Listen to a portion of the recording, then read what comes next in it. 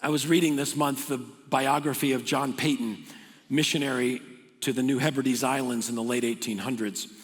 And he wrote about growing up in Scotland, and he wrote about the little home that he grew up in. And in the middle of the home was a very small room, he said, with a bed and a table and a chair. They called it the closet, and it was his father's prayer closet. And this is what he wrote.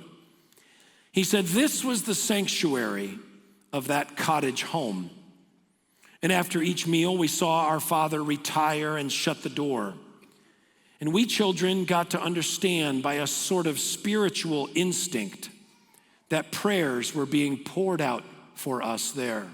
John says, if everything I knew about Christ, everything that the Lord's taught me, all of the foundations for my faith, if everything were to get obliterated, my soul would wander back to those moments, hearing those prayers, and I would hurl back all doubt with the victorious appeal, "My Father walked with God, why may not I?"